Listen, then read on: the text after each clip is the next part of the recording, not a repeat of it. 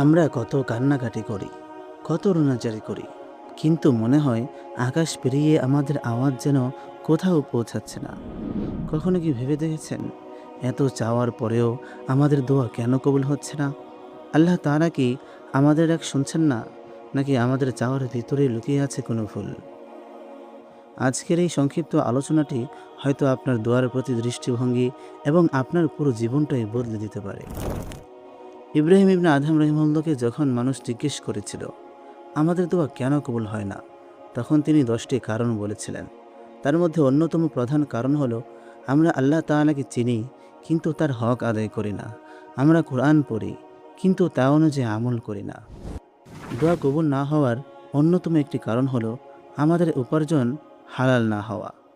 আল্লাহ রাসূল সাল্লাল্লাহু আলাইহি সাল্লাম বলেছেন, কোনো ব্যক্তি দূর দূরান্তে সফর করে ধূলি দুশ্রিত চুলে হাত তুলে বলে, ইয়া রব, ইয়া রব, অথচ তার খাবার হারাম, তার পানীয় হারাম, তার পোশাক হারাম, তাহলে তার দোয়া কিভাবে কবুল হতে পারে? তাই দোয়া কবুলের প্রথম শর্ত হলো নিজের লোকমা বা রুজিকে হালাল করা। এবং সবচেয়ে গুরুত্বপূর্ণ বিষয়, আল্লাহ তাআলার উপর পূর্ণ আস্থা রাখা এবং ধৈর্য ধারণ করা। আপনি হয়তো ভাবছেন আপনার দোয়া কবুল হচ্ছে না, কিন্তু মহান আল্লাহ আপনার জন্য 3টি উপায়ের যে কোনো একটি বেছে নেন। 1. তিনি আপনাকে যা চেয়েছেন তার সাথে সাথেই দিয়ে দেন। 2. আপনি যা চেয়েছেন তা না দিয়ে তার বদলে আপনার জীবন থেকে কোনো বড় বিপদ বা মুসিবত সরিয়ে দেন। 3. তিনি আপনার দোয়াটিকে আখিরাতের সেরা পুরস্কার হিসেবে জমা রাখেন। যেদিন মানুষ বলবে, হে আল্লাহ, আমার কোনো দোয়া যদি দুনিয়াতে কবুল না হতো, তবে আজ কতই না ভালো হতো। তাই নিরাশ হবেন না।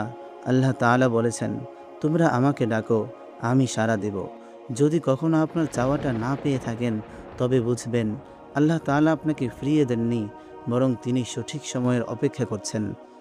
হয়তো তিনি আপনাকে যা চান তার চেয়েও দারুণ কিছু দেওয়ার জন্য তৈরি করছেন, কিংবা আপনার দোয়া কিংবা আপনাকে তার আরও কাছাকাছি নিয়ে আসতে চান।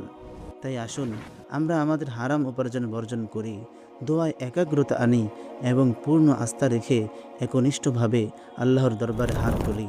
কারণ যে হাত তার দিকে প্রসারিত হয়, সেই হাতকে খালি ফিরিয়ে দিতে পরম করুণাময় আল্লাহ রাব্বুল আলামিন লজ্জাবোধ করেন।